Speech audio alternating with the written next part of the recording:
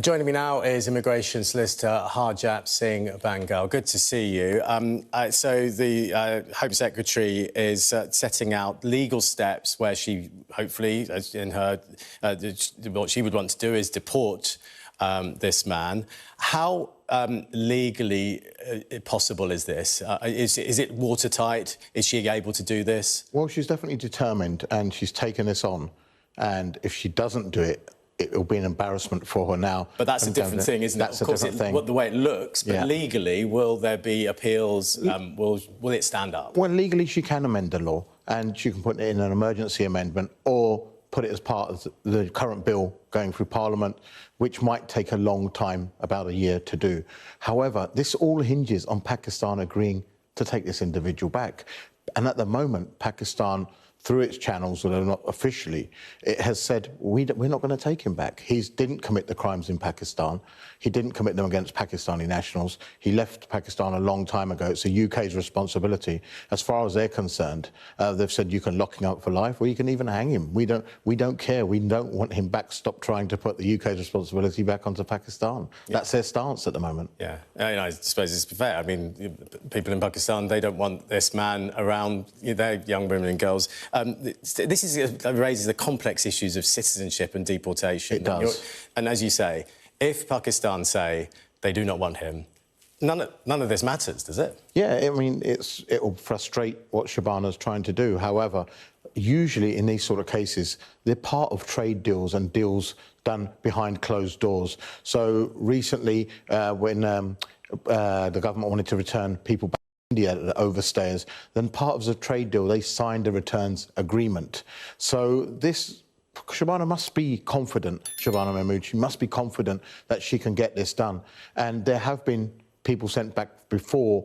However, in this case, the rumours are that Pakistan, in exchange, want political dissidents sent back. Now, that could be very tricky, sending back political dissidents possibly to their death. And that's something the government isn't allowed to do. So the other option is to do visa sanctions, but the UK government has been very loath to do visa sanctions against Pakistan. That's despite Pakistani students making a large number of asylum claimants, a large number of overstayers as well in the country. Other countries have been sanctioned, like Jordan, Afghanistan, Cameroon, yet Pakistan hasn't. So it will be interesting to see if the government do visa sanctions or whether they do a deal behind the back. Visa sanctions as in not giving as many visas out to... Yeah, literally saying we're going to restrict visas until you take this man back. So to most of us, we look at this and you see the rules and you see the law standing in the way of, justice for victims, actually working against victims and working against the general public. And it's offering a loophole for someone who has done some awful things. As someone in the law, I guess you stand by the law and you feel confident in the law, but it doesn't give us confidence, us normal lay people. Well, I think the problem here is the release. Why was he let out? So why was a sentence not in accordance? I mean, the sentence could have been for proper life. We see it, they could have been kept further. The problem is he had a 22-year sentence. 22 years. It would only have been a few more years. It would be kicking the can further down the road. We'd still be at this situation, wouldn't we? We'd still be at this situation. And we know he's under house arrest, effectively, and tagged. But the fact is now that he's walking around, and it could be in front of the victims. So that's what really sort of is a sticking point here. The law doesn't prevent, essentially, criminals being sent back. We see deportations happen all the time. What you need to do is also have a returns agreement. And that's something we did have. However, Brexit reset all of that.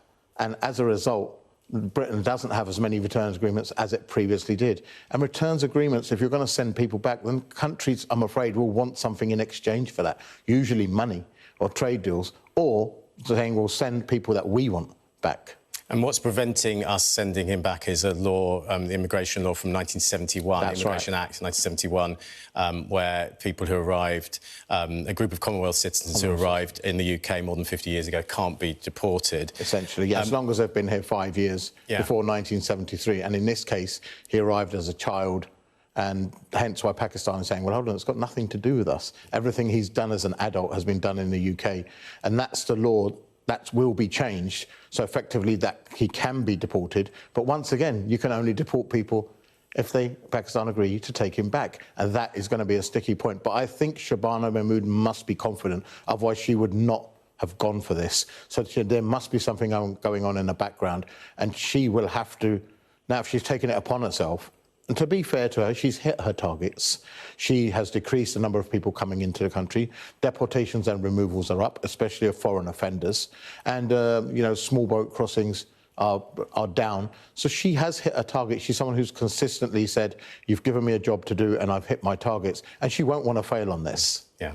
Harjap Singh Bangal, thank you very much for joining us. Thank you. Citizenship stripped after 30 child rape offences. This was him as the ringleader of the Rochdale Grooming Gang. Shabana Mahmood is now set to close the loophole. Well, tickety-boo, trebles all round, and a big hand, please, for the Home Secretary. Fine. You're going to agree to change the law, get rid of the guy. Where are you going to take him? That's really the question. Harjap Singh Bangal is the UK immigration lawyer. Joins us now. Harjap, always good to get your views on this. I mean, that ultimately is the question, isn't it? Where do you put someone if the country is not willing to take them?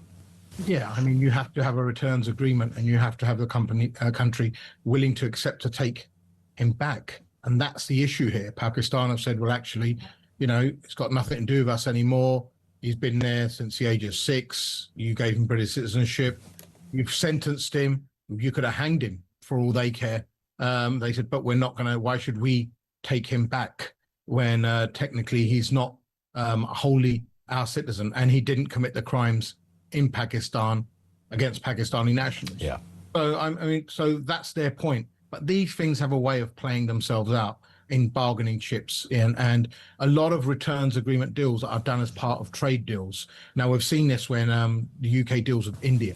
So as part of their trade deals, they're like, OK, we'll give you X, Y, and Z amount of money, but you have to accept this number of people of your who are overstaying back. And so that's what that's where the real leverage is going to be, where Shabana can dangle carrots in front of the Pakistani government. And they've already started sniffing at the carrots and asking for them. They want criminals on the run from them back as well, extradited. So it could be a quid pro quo on that. And we often see exchanges of people who are wanted between countries. Indeed. Well, I mean, I think, and most people would understand if there's a criminal on the run, send them back and let Pakistan deal with it and finance whatever legal criminal case against them.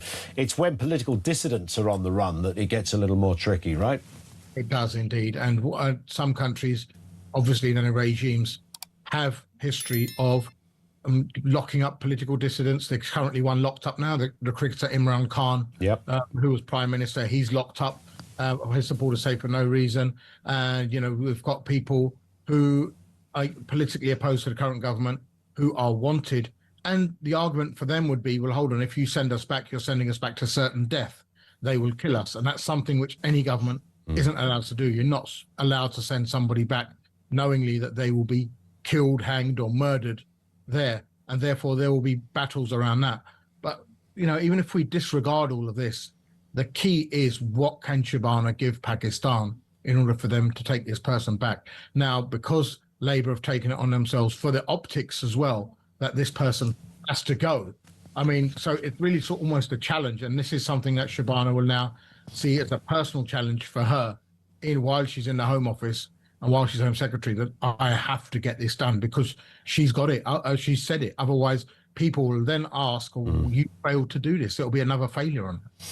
They've ruled out, the British government have ruled out visa sanctions or withholding 50 million quid's worth of annual foreign aid. I think a lot of people would go, well, could you not just say, we'll give you 40 million of foreign aid if you don't take this person back? Why is there also, you know, whether it's Tories or Labour, there's a very protective ring around that one area that's hypothecated for foreign aid. I mean, I get it. I heard David Cameron make a very seductive argument as to why it was crucial that we don't tinker with it, but Boris Johnson did tinker with it a little bit. But would that not be an obvious area? I mean, it's, you know, you can top it up at a later date.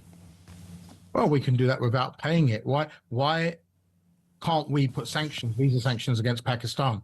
Other countries, 4 countries recently, have got visa sanctions on student visas with them. this is despite the majority of students who come over here and claiming asylum are from Pakistan. The majority of same-sex cases or gay asylum cases, as we would call them, are from Pakistanis. Yep. So, I mean, it's here, and it might actually work in the benefit of the UK. However, the UK probably does not want to upset its relationship with Pakistan. Pakistani students do bring in X amount of money to the economy. And you put so many sanctions on restrictions on student visas that students are choosing to go to Canada, Australia, New Zealand instead of coming to the UK, and that's affecting the unis and their budgeting. And because it effectively fees for international students help subsidise domestic students, unis are finding themselves in trouble. But it is surprising that this, you either sanction some countries, then why wouldn't you sanction the number one countries in number one of the list of of that, and rather instead of the others? So they have an argument. Why have you sanctioned us if you're not sanctioned? You'd think that would just be a very automatic area, and I don't know what the horrendous loss would be to the country if it affected half a dozen people, 20, 30, 50 people, whatever. I can't imagine it would be so pivotal to our relationship with Pakistan. Listen, Harjap, you brilliantly articulate the case as to what could happen as distinct to what is perhaps likely to happen. Thank you for your time. GLS Solicitors is led by award-winning solicitor Harjap Singh Pangal. GLS Solicitors, when the experts need an expert.